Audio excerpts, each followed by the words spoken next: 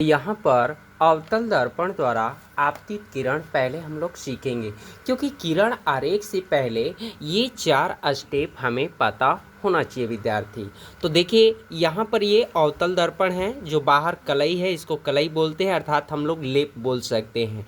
अर्थात दर्पण में लेप नहीं लगेगा तो फिर अपना हम फेस कैसे देख सकते हैं। तो ये जो है वैल्यू कलई है, और यहाँ पोल ये ध्रुव है, ये फोकस है, और ये वक्रता केंद्र है, और ये अनंत है। तो एक चीज़ ध्यान रखना, ये दूरी जो है बराबर बराबर समान होना चाहिए। तो विद्यार्थी पहला कह रहा है स्टेप मुख्य अक्ष के समांतर। देखिए ये मुख्य अक्ष है, ये कौन अक्ष है? मुख्य अक्ष। मुख्य अक्ष के कोई समांतर आपतित किरण होगी, तो समांतर जानते हैं, तो ये मुख्य अक्ष के एक समांतर, देखिए ये समांतर हो गए। तो जब दर्पण में टकराएगी, यानी मुख्य अक्ष के जो समांतर आपतित किरण दर्पण में होके आएगी और उससे टकराएगी, तो स्वयं फोकस से होके निकल जाएगी। किससे होके निकल जाएगी?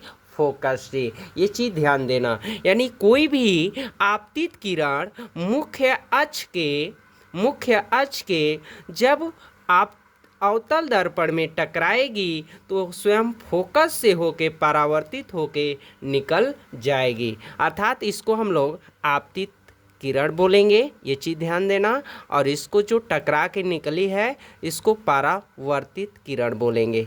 ठीक है, ये चीज़ ध्यान देना। चलिए नेक्स्ट दूसरा क्वेश्चन हम लोग सॉल्व कर लेते हैं विद्यार्थी। तो यहाँ पर देखिए फोकस की दिशा में आपतित किरण, यानी जब कोई किरण फोकस से होके आपतित किरण आएगी तो दर्पण में टकराएगी। दर्पण में क्या होगी? टकराएगी, और वह स्वयं मुख्य अक्ष के समांतर हो जाएगी। यानी जब कोई किरण फोकस से होके निकलेगी और दर्पण से टकराएगी तो परावर्तित होके मुख्य अक्ष के क्या हो जाएगी? समांतर हो जाएगी। चलिए तीसरा स्टेप हम लोग देख लेते विद्यार्थी। तो यहाँ पर देखिए वक्रता केंद्र, इसी को सी मीन्स वक्रता केंद्र होता है, ये चीज़ ध्यान रखना है। और पी का मतलब होता है ध्रुव, और एफ का मतलब होता है फोकस। ठीक है, ये चीज़ ध्यान देना है। तो यानी कोई भी किरण वक्रता केंद्र से होके जाएगी।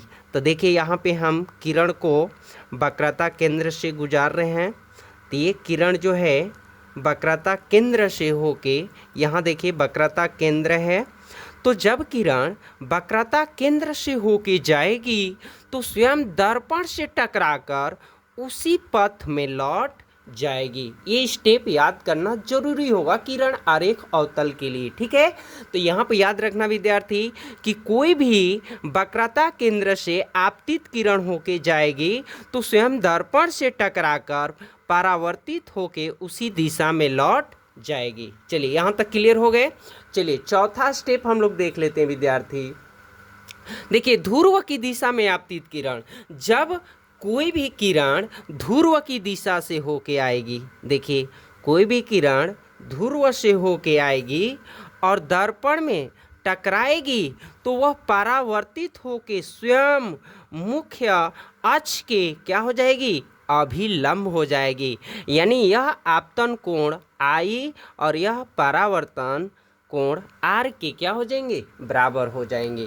तो याद रखना विद्यार्थी, कोई भी किरण ध्रुव के दिशा से दर्पण में टकराएगी तो वह मुख्य अक्ष के अभिलंब होके क्या हो जाएगी? निकल जाएगी, अर्थात आपतन कोण आई बराबर परावर्तन कोण बराबर होते हैं।